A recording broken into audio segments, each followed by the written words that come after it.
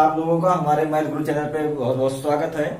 जैसा कि आप लोगों ने कल देखा था, हमने राष्ट्रपति पार्ट 1 पढ़ाया था, उसी का जो बच गया था, आधा पार्ट बच गया था, तो आज राष्ट्रपति पार्ट 2 पढ़ाएंगे, जिसके तहत मैंने कल बताया था राष्ट्रपति के जितने भी अनुच्छेद जितने पूछे जाते थे, 52, 53, 54, 55, 56, 57, 58, 61, 60, मतलब सारी चीजें मैंने कल बता दिया था कि कितने आर्टिकल कहाँ से पूछे जाते हैं। ठीक, उनकी कार्यपालिका का प्रमुख कौन होता है, और मैंने पूछा था भारत का प्रथम नागरिक कौन होता है। तो सारी चीजें मैंने कल आपको डिफाइन करके पूरी तरह से मैंने बता दिया था। आज हमको आपको बताना है कि राष्ट्रपति की निर्वाचन रीत क्या होती है,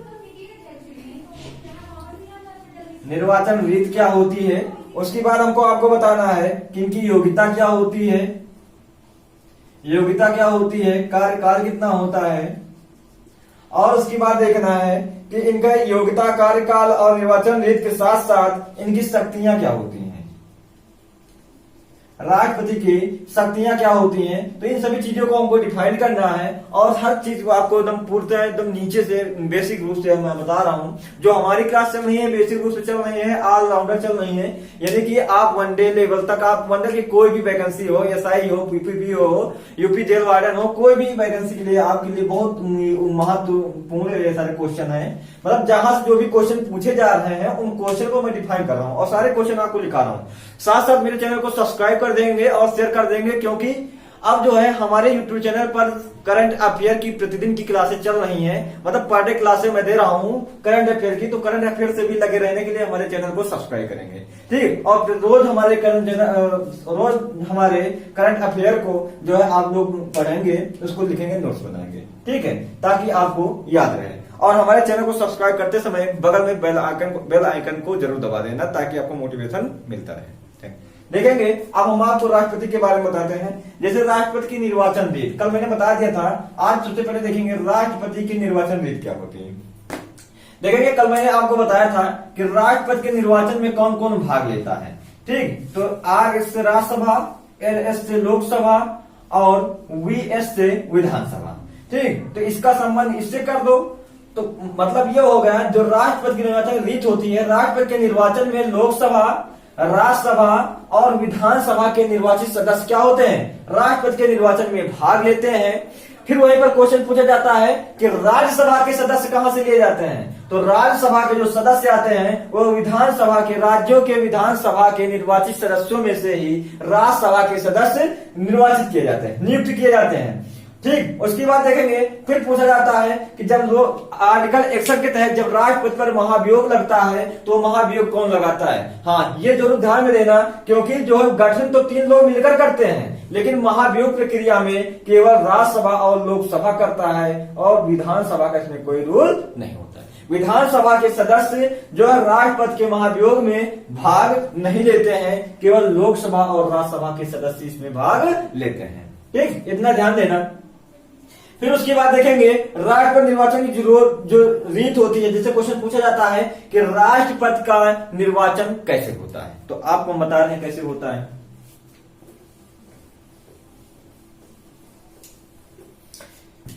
देखेंगे राष्ट्रपति का निर्वाचन लोकसभा, राज्यसभा तथा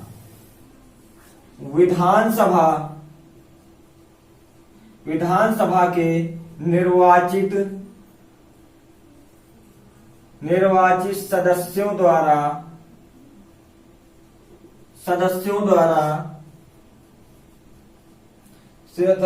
द्वारा अनुपातिक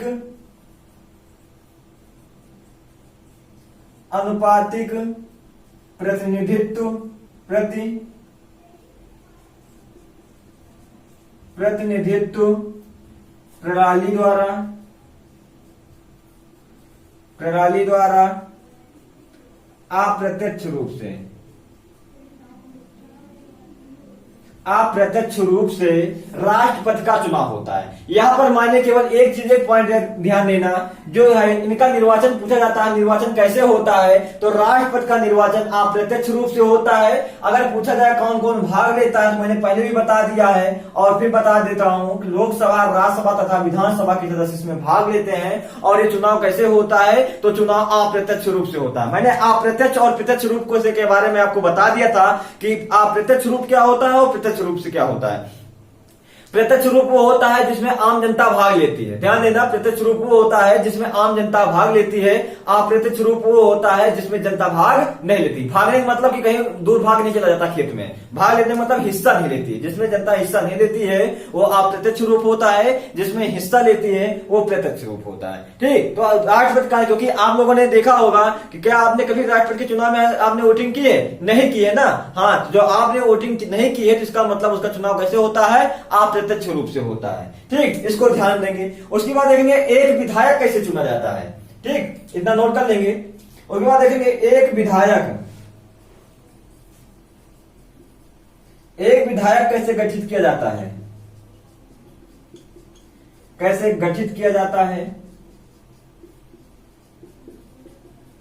एक विधायक का गठन कैसे करते हैं, तो देखेंगे कैसे करते हैं। तो उस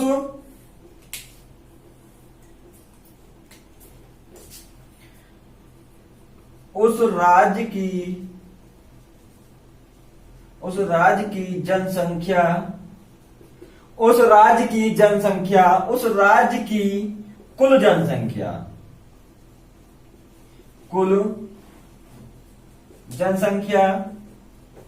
उस राज्य की कुल जनसंख्या एक विधायक बराबर उस राज्य की कुल जनसंख्या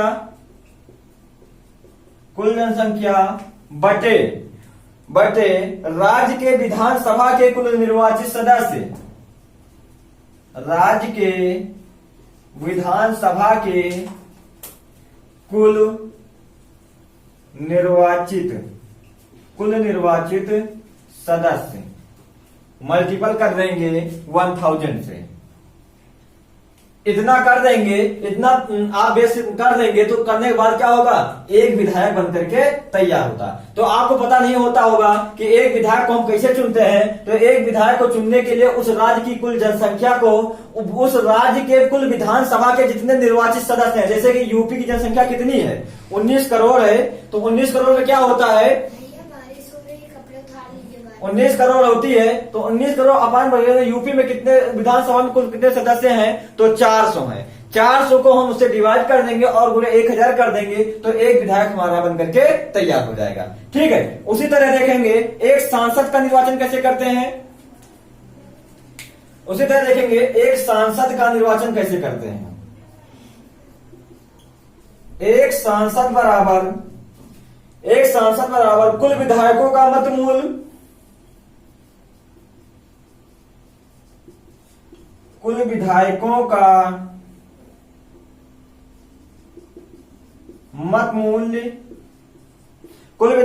मत मूल्य अपान बटे कर देंगे निर्वाचित सांसदों की संख्या, निर्वाचित सांसदों की संख्या।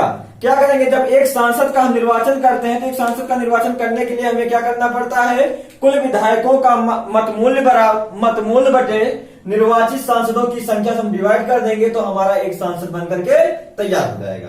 ठीक, इतना नोट कर लेंगे। उसके बाद देखेंगे फिर इसका चुनाव कैसे होता है, मतलब ये लोग इसमें भाग लेते हैं। भाग लेने के बाद क्या होता है, फिर चुनाव कैसे होता है राष्ट्रपति का, नोट किया इतना। मैंने इतना बता दिया, एक विधायक कैसे निकाला जाता है और एक सांसद कैसे निकाला जाता है, मतलब कैसे चुना जाता है। तो एक विधायक बराबर उस राज्य की कुल जनसंख्या अपान राज्य के विधानसभा के कुल निर्वाचित सदस्य बटे गुणे मल्टीपल 1000। उसके बाद एक सांसद को हम कैसे निकालेंगे, कुल विधायकों का मत मूल्य बटे, मतलब जितने भी विधायक होंगे उस राज्य के कुल विधायकों का मत मूल्य बटे निर्वाचित सांसदों की संख्या। जितने निर्वाचित सांसद होते हैं उससे डिवाइड कर देंगे तो हमारा एक सांसद बनकर के तैयार हो जाएगा। फिर देखेंगे क्वेश्चन बहुत पूछा जाता है, जैसे पूछा जाएगा कि राष्ट्रपति का निर्वाचन में फिर कैसे होता है, तो एकल संक्रमणी पद्धति द्वारा। कैसे, एकल संक्रमणी पद्धति द्वारा, एकल संक्रमणी पद्धति द्वारा। उसके बाद एकल हस्तांतरित, बहुत मिलता है, एकल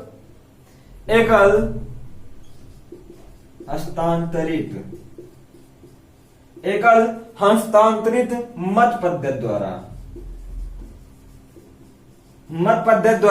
उसके बाद होता है कि कुल मतों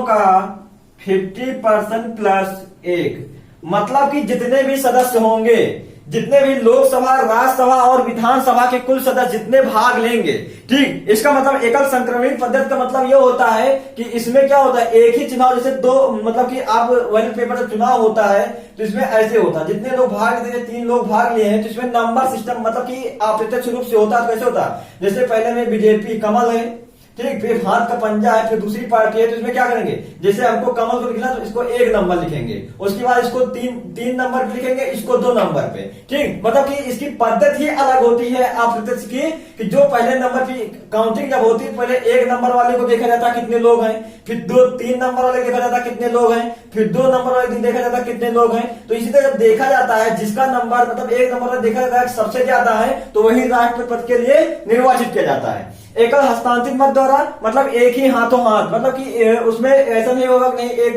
कुछ लोग होते हैं कि एक ही को पसंद करते हैं, 2 को हटा देते हैं, ठीक, एक के पे निशान लगा देते हैं, एक लिख देते हैं, मतलब कि लिखित होता है, लिखना पड़ता है, 1 2 फिर 2 फिर 3 जितने लोग होते हैं। उसके बाद होता है कि लोकसभा, विधानसभा और राज्यसभा के कुल सदस्यों का 50% होना चाहिए, 50% प्लस 1, मतलब कुल सदस्यों का 50% प्लस 1। अगर 50% बराबर, मतलब बराबर, अगर दोनों लोग बराबर पा रहे हैं, ठीक, अगर दोनों कैंडिडेट क्या हो रहे हैं, बराबर मत पा रहे हैं, तो चुनाव फिर से कराया जाएगा, ठीक। इसलिए कहा जाता है कि जब कुल मतों का, मतलब कुल मतों का 50% प्लस 1, मतलब एक आदमी ज्यादा होना चाहिए, मतलब कि एक, जैसे कि हम मैच देखते नहीं, 1 रन ही चाहे ज्यादा हो, ड्रा हो जाता है, उसी तरह क्या होता है, कुल मत का 50% प्लस 1 आदमी होना चाहिए, तब वो राष्ट्रपति के पद पर नियुक्त होगा। फिर देखेंगे नियुक्त के बारे में, समझ लेना कितने लोग भाग लेते हैं, कैसे भाग लेते हैं, इनका निर्वाचन कैसे होता है, ठीक। तो इनका निर्वाचन एक बार फिर देख लेंगे। जैसे मैंने अभी बताया, कुछ लोगों को समझ में नहीं आया होगा, समझ, जैसे कि एक पेपर होता है, पेपर में मान लीजिए 2 कैंडिडेट हैं, 3 कैंडिडेट हैं, यहाँ पर कमल वाला है, यहाँ पर हाथ का पंजा है, इसमें साइकिल है, ठीक। तो पहला मैंने हाथ के पंजों को लाइक किया, 1 नंबर इसमें लिख दिया, इनको 3 नंबर लिखा, इनको 2 नंबर लिख दिया, ठीक है। तो सब लोग ऐसे ही वोटिंग करते हुए चले जाते हैं। उसके बाद क्या होता है, जब इनकी काउंटिंग होती है, पहले देखा जाता है 1 नंबर वाले कितने हैं, 1 नंबर वाले कितने हैं, फिर देखा जाता है 2 नंबर वाले कितने, फिर देखा जाता है 3 नंबर वाले कितने हैं। इसमें से देखा जाता है सबसे ज्यादा जिसका मत मूल्य होता है उसे राष्ट्रपति के पद पर निर्वाचित किया जाता है। फिर देखा जाता है कि जितने सदस्यों ने वोटिंग की है उसका 50% है कि नहीं, हाँ 50% होना चाहिए, प्लस 1 आदमी और होना चाहिए, तो 50 प्लस 1, इतना आपके ऑप्शन में होगा, 50 प्लस 1, 50 प्लस 2 ऐसे होगा, ठीक। तो इतना ध्यान देंगे। फिर उसके बाद देखेंगे राष्ट्रपति की योग्यता क्या होती है, राष्ट्रपति बनने के लिए योग्यता क्या होती है। योग्यता देखेंगे तो राष्ट्रपति बनने के लिए योग्यता भी वही होती है जैसे कि भारत का नागरिक हो, भारत का नागरिक हो, दूसरा है 35 वर्ष की आयु पूरा कर चुका हो, आयु पूरा कर चुका हो, पूरा कर चुका हो। उसके बाद है लोकसभा सदस्य बनने का योग्य हो, लोकसभा सदस्य बनने के योग्य हो। फिर एक क्वेश्चन भी पूछा जाता है, किसी लाभ के पद पर न हो, लाभ के पद पर न हो, ठीक, इसमें से कुछ आपको ध्यान नहीं देना है, कुछ भी याद नहीं करना है। जो क्वेश्चन पूछा जाता है केवल इसकी आयु पूछी जाती है, हमेशा इसकी आयु पूछी जाएगी, और तो सब जानते हो। ठीक, सबको कुछ नहीं पूछा जाएगा, ना ये पूछा जाता है, ना केवल इसकी आयु पूछा जाता है। राष्ट्रपति बनने के लिए उसकी आयु सीमा कितनी होनी चाहिए, तो कितनी वर्ष होनी चाहिए? 35 वर्ष। यही आयु सीमा राज्यपाल, राज्य में राज्यपाल की होती है, जो केंद्र में राष्ट्रपति की होती है। ठीक, तो 35 वर्ष की आयु पूरा कर चुका हो व्यक्ति। उसके बाद देखते हैं इसका वेतन, सॉरी वेतन पहले पदावधि, इसका कार्यकाल। आप देखते हैं कि इनका जो कार्यकाल होता है कितना होता है? 5 वर्ष के लिए। 5 वर्ष के लिए इनका कार्यकाल होता है। अब यहां से 2 ही क्वेश्चन पूछे जाते हैं कि भारत के प्रथम राष्ट्रपति कौन थे, है ना? प्रथम राष्ट्रपति कौन थे? तो आपको पता होगा डॉक्टर राजेंद्र प्रसाद। कौन थे? डॉक्टर राजेंद्र प्रसाद। ठीक, एक क्वेश्चन ये पूछा जाएगा कि वर्तमान में कौन है? तो रामनाथ कोविंद है। ठीक, 2 क्वेश्चन यहां से बनते हैं। राष्ट्रपति का कार्यकाल कितना होता है? 5 वर्ष के लिए होते हैं। फिर पूछा जाता है भारत के प्रथम राष्ट्रपति कौन थे, तो डॉक्टर राजेंद्र प्रसाद थे। फिर पूछा जाता है भारत के वर्तमान राष्ट्रपति कौन है, तो रामनाथ कोविंद है। ये 2 क्वेश्चन यहां से याद रखना है। फिर उसके बाद देखा जाता है, फिर यहां से पूछा जाता है कि राष्ट्रपति अपना त्यागपत्र किसको देता है? त्यागपत्र किसको देता है? तो उपराष्ट्रपति। कल मैंने बताया था ये उपराष्ट्रपति को देता है। राष्ट्रपति अपना त्यागपत्र उपराष्ट्रपति को देगा, और उपराष्ट्रपति अपना त्यागपत्र राष्ट्रपति को देता है। इतना ध्यान देना कि क्योंकि क्वेश्चन में पूछा जाता है कि राष्ट्रपति अपना त्यागपत्र किसको देता है? मुख्य न्यायाधीश को देता है, कि राज्यपाल को देता है, कि प्रधानमंत्री को देता है, कि उपराष्ट्रपति को देता है? तो हाँ, ये अपना त्यागपत्र उपराष्ट्रपति को देता है। एक ही बहुत इंपॉर्टेंट क्वेश्चन ये है कि जैसे यूएसए में आप देखते हैं कि अमेरिका में क्या है, एक व्यक्ति ज्यादा से ज्यादा 2 पंचवर्षीय राष्ट्रपति बन सकता है, 2 कार्यकाल ग्रहण कर सकता है। लेकिन भारत में ऐसा नहीं है। क्यों? क्योंकि भारत में अब एक व्यक्ति मतलब कि अनलिमिटेड बार, कि जितनी बार वो जीत सकता है, चुनाव लड़ सकता है, उतनी बार वो बन सकता है। यहाँ पर कोई समय सीमा इसकी निर्धारित नहीं की गई। क्योंकि अमेरिका क्या है, अमेरिका में जो राष्ट्रपति का निर्वाचन होता है वो प्रत्यक्ष रूप से होता है, और भारत का जो निर्वाचन होता है वो अप्रत्यक्ष रूप से होता है। तो अमेरिका का जो प्रेसिडेंट होता है वो केवल 2 कार्यकाल को ग्रहण करता है, लेकिन भारत में ऐसी व्यवस्था नहीं है। भारत का एक प्रेसिडेंट कितने भी अनलिमिटेड मतलब अनगिनत समय तक वो कार्यकाल को देख सकता है, जब तक वो चुनाव जीतता रहता है। उसके बाद देखेंगे इसकी जमानत राशि कितनी होती है। ठीक, कितना हो गया? देखेंगे जमानत राशि पूछी जाती है। राष्ट्रपति की जमानत राशि कितनी होती है, तो राष्ट्रपति की जमानत राशि 15,000 रुपये होती है। 15,000 रुपये होती है। उसके बाद कहा जाता है कि राष्ट्रपति को शपथ कौन दिलाता है? राष्ट्रपति को शपथ। और शपथ जो शब्द है आप देखेंगे पूछा था किस अनुसूची में दिया गया है, तो शपथ कितने वर्ड है? 1 2 3। तो अनुसूची कितनी आएगी? 3 अनुसूची आएगी। कितनी अनुसूची में है? तो तीसरी अनुसूची में। तीसरी अनुसूची में शपथ का वर्णन किया गया है। तो शपथ कौन दिलाता है? तो शपथ कौन दिलाता है? सुप्रीम कोर्ट का मुख्य न्यायाधीश। यह क्वेश्चन पूछा जाता है कि राष्ट्रपति को शपथ कौन दिलाता है, तो राष्ट्रपति को सुप्रीम कोर्ट का मुख्य न्यायाधीश शपथ दिलाता है। उसके बाद कहा था, अभी मैंने बता दिया था, शपथ के बाद क्या बताया था? महाभियोग प्रक्रिया। महाभियोग प्रक्रिया तो मैंने कल भी बताया था, आज भी कई बार बता चुका हूं। तो महाभियोग में कौन कौन भाग लेता है? केवल लोकसभा और राज्यसभा। लोकसभा या राज्यसभा में से कोई भी सदन क्या होता है, इसके ऊपर महाभियोग प्रक्रिया जारी कर सकता है। विधानसभा को छोड़ के, क्योंकि इसके निर्वाचन में विधानसभा तो भाग लेती है, लेकिन इसके महाभियोग में ये क्या करती है? ये भाग नहीं लेती। महाभियोग लगने से पहले 14 दिन पहले राष्ट्रपति को सूचित करना पड़ता है। 14 दिन पहले क्या होता है? राष्ट्रपति को सूचित करना पड़ता है कि आपके ऊपर महाभियोग लगने जा रहा है, आप रेडी हो जाइए। ठीक है, तो लोकसभा राज्यसभा जो उसके पास महाभियोग लगाती है, 14 दिन पहले उसके ऊपर मतलब वहां संदेश भेजा जाता है कि आपके ऊपर मतलब कि महाभियोग प्रक्रिया शुरू होने जा रही है। ठीक, तो ये थे हमारे राष्ट्रपति के जो राष्ट्रपति से संबंधित जो भी क्वेश्चन थे। ऐसे ही क्वेश्चन हमेशा पूछे जाते हैं। ठीक है, जो क्वेश्चन आपको नहीं आते हैं या कोई डाउट जो तुमको लग रहा हो वो कमेंट बॉक्स में डाल सकते हो और पूछ सकते हो। अब इसके बाद कल से क्या होगा, हम जो क्लास पढ़ाएंगे वो सब्जेक्ट वाइज पढ़ाएंगे। तो कल से हमारी पॉलिटी स्टार्ट होगी।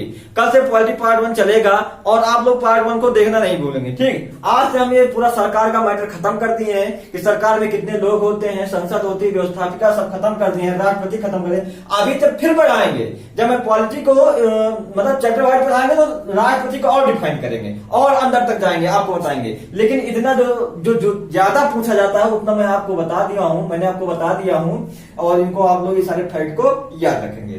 Thank you.